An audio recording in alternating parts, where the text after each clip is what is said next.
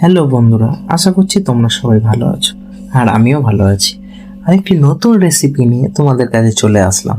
আজকে আমরা দেখে নেব পটলের ভর্তা কিভাবে তোমরা খুব কম সময়ের মধ্যে ঘরেই বানিয়ে ফেলতে পারো কিছু ঘরোয়া উপকরণ দিয়ে। প্রথমে পটলগুলোকে নিয়ে ঠিক সাইজ মতো করে কেটে নিতে হবে। নর্মালি যেরকমভাবে কাটলে আমাদের মিক্সিতে বাটতে সুবিধা হয়, কারণ এখানে অনেকগুলো পটল থাকার জন্য আমরা এখানে কোনো রকম শিলনোড়ায় বাটতে পারবো না, মিক্সিতে বাটাটাই আমাদের জন্য সুবিধা হবে।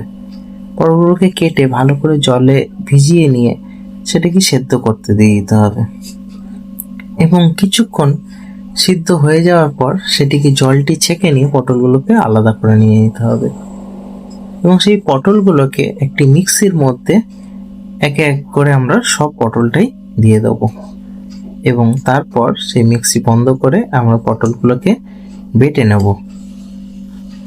বেটে নেওয়ার পর এবার মেন কাজ আমাদের শুরু হচ্ছে। কড়াইতে তেল দিয়ে কালো জিরে ফোড়ন দিয়ে শুকনো লঙ্কা ফোড়ন দিয়ে আমরা দিয়ে দেবো রসুন কুচি।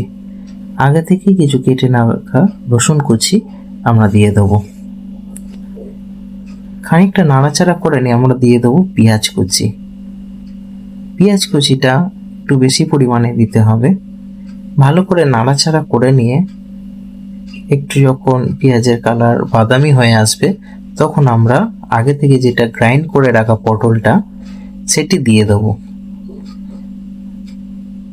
ভালো করে কষিয়ে নিতে হবে। অবশ্যই খেয়াল রাখবেন যেন সময় ধরে কষানো যায়।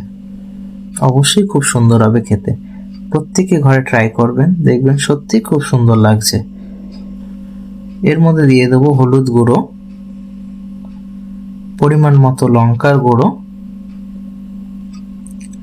এবং দিয়ে দেবো পরিমাণ মতো নুন। অবশ্যই যা ছাড়া খাবারের স্বাদ একদমই অসম্পূর্ণ থেকে যায়। সাধারণত নুন দিয়ে এবার আমরা একটু নাড়াচাড়া করে নিই। আগে থেকে যে পটল বাটাটি রয়েছে সেটিকে আমরা তার মধ্যে অ্যাড করে দিলাম। পটল বাটাটিকে দিয়ে এবার আমাদের কন্টিনিউ মিক্সড করতে হবে। বিষয়টিকে ভালোভাবে মিক্সড করতে থাকতে হবে আমাদের। অন্তত পক্ষে 2 থেকে 3 মিনিট আমাদের ভালো করে পটলটিকে মিক্সড করতে হবে আগের যে মশলাটা ভাজা হচ্ছিল তার সাথে। অবশ্যই মিক্সড করতে করতে আরেকটি বিষয় বলে রাখি যে আমাদের চ্যানেলে একটু ভিডিও আসতে অসুবিধা হচ্ছে কিছু দরকারি কাজের জন্য। তো অবশ্যই এরপর থেকে নেক্সট টাইম আর হবে না অসুবিধা।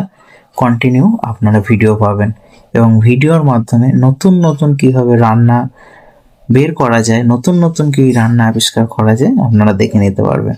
ভালো করে পটলের জলটিকে শুকিয়ে নেওয়ার পর ঠিক এই রকম হয়ে যাবে, দেখতে পাচ্ছেন যেরকম। এবার প্লেটে তুলে নিয়ে গরম গরম ভাতের সাথে যদি সার্ভ করেন খুব সুন্দর লাগবে এই পটল বাটাটি। অবশ্যই